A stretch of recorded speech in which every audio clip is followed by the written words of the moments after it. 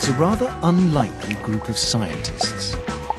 They're experts in codes and code breaking, leading researchers in the baffling world of quantum physics. They may have built the most advanced computer in the universe. And together, they're taking on one common enemy. Hackers.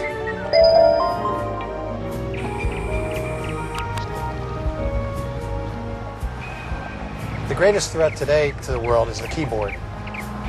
In the past, it may have been nuclear weapons or weapons of mass destruction. Today, we see that same level of capability being exercised by lone individuals using keyboards as opposed to bombs. Hackers are trying to devise ways to steal our money, our identities, our secrets. The internet is a bad neighborhood. How often are ne'er-do-wells coming by to rattle the door? In the digital world, they're rattling the doorknobs all the time. But it's not just criminals. Recently, the extent of government eavesdropping has been revealed. And now, powerful cyber weapons are being uncovered. My mouth was like wide open, going, oh my God, oh my God, oh my God. In this murky world, scientists are trying to harness the laws of physics and mathematics to protect us from the hackers.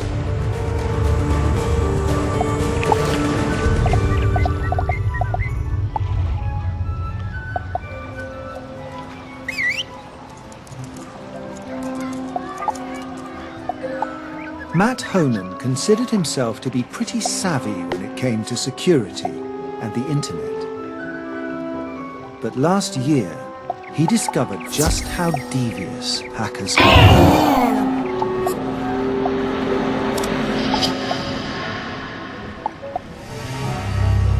The first clue that something bad was happening came when he tried to charge his phone. When I went and plugged it in, the phone had this icon on it, an iTunes icon, and a plug that's the same kind of thing that you see the very first time you turn on an iPhone. And so I went to connect it to my computer, and when I opened up my computer, the screen turned gray, and it asked for a 4-digit PIN. And I knew I didn't have a 4-digit PIN. I hadn't set up a 4-digit PIN. I grabbed my iPad out of my bag. And my iPad was also in this reset state that wanted a password to proceed. And the password that I knew should have worked didn't work. At that point, I knew that I was being hacked. That was pretty terrifying. You know, I didn't know what they were doing at this point. I had no idea what their motivation was. The whole hack took less than 45 minutes. By 5 o'clock, basically my entire digital life is wiped out. Every device I owned, everything I had been taken over, and almost all of it completely deleted. Just about every picture I'd ever taken of my daughter, old emails from people who are no longer alive, even just all kinds of stuff that was very precious to me. Matt thought he was the victim of a classic hack. Someone had repeatedly tried to crack his password and eventually succeeded. He went online to write about what happened. And then, unexpectedly, the hackers got in touch with him. They saw it, and they saw that I'd speculated that they had brute forced my password, and this hacker got in touch with me to say, no, that's not how we did it.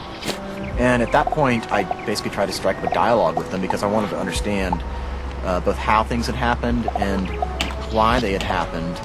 And I basically made a deal that I wouldn't press charges if they told me how it was done. I was angry, I was scared, I was concerned, I was a lot of things like that, but I also realized pretty quickly that this was an interesting story from a journalist's perspective. For Matt, it wasn't just personal. He's also a writer for Wired magazine. His hackers had discovered a series of loopholes in the internet, which taken together left him completely unprotected. It wasn't like they used some crazy cracking program to hack into all my stuff. Like they didn't break my password, they didn't break any encryption, they didn't do any of that kind of stuff. What they did was they socially engineered all of my accounts. And social engineering is basically just a fancy term for a con job. Basically, you con your way into a company's or a person's security system by making them think that an attacker is actually a customer. The first step was to find a way of stealing his identity for one of his many online accounts. Their way in was a simple phone call to the online shopping service, Amazon. They gave Amazon a fake credit card number and added it to my account. And they hung up. They called Amazon back and they told them they were locked out of my account and gave them the credit card number they had just added to my account.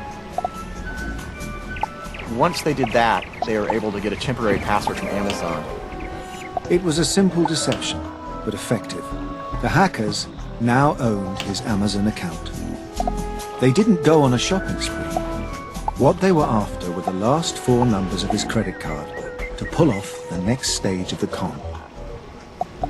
On those recent orders, they could see the last 4 digits of the credit card that I had used to pay.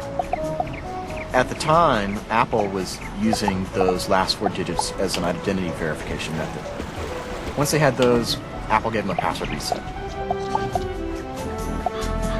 They now owned Matt's Apple accounts. Now they could access pretty much all of his digital life. The ultimate prize was his Twitter account, @Matt. For the hackers, a trophy. And to keep this prize, and with a few clicks, they destroyed his digital life. My computer, my iPhone, and my iPad, and they deleted my Google account so that I couldn't get back in there and get, and kick them out of the Twitter account again. And so it was an interesting chain. They went from Amazon to Apple to Google to Twitter. These hackers knew the security flaws of the net and how to use them, one after another, to pull off this con. And they were just teenagers. It's just online vandalism. They thought that this was going to be funny, and they were teenagers, and so they didn't think about the implications of deleting everything someone owns and how much kind of precious data you may have in your life. Data is quite precious to people now. It's valuable, and they didn't really see that.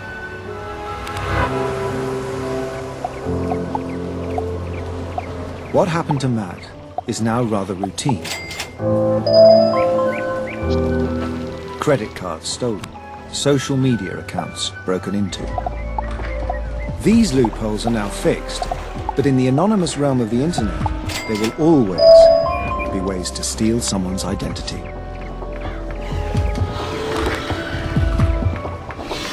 But if you thought the havoc that a couple of teenagers can wreak is unsettling, wait till you see what the big boys can do.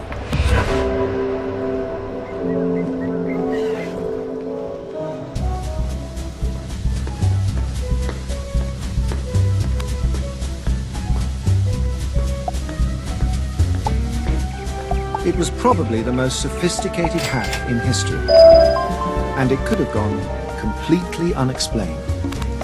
But for cybersecurity experts Eric Chien and Liam O'Murchu. Right from the word go, there was just red flags going up everywhere.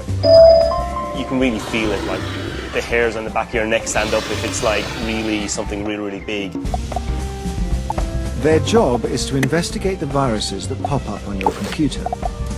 Most malicious software they see is pretty run-of-the-mill. But then along came Stuxnet. This was probably the biggest puzzle we'd ever seen. There was no way we were going to step away until we understood what was happening with this particular piece of malware. Back in 2010, they had no idea of the significance of what had just landed on their desks. They were just curious because Stuxnet contained something rare, a zero-day exploit. That's a flaw in the code that no one is aware of. 0 days are extremely uncommon. For Microsoft Windows, there was only 12 0 days in all of 2010. 4 of those 12 were inside of Stuxnet. It was the most sophisticated code they had ever seen. And it was dense. Every bit of code in there was code that was doing something. Much of it was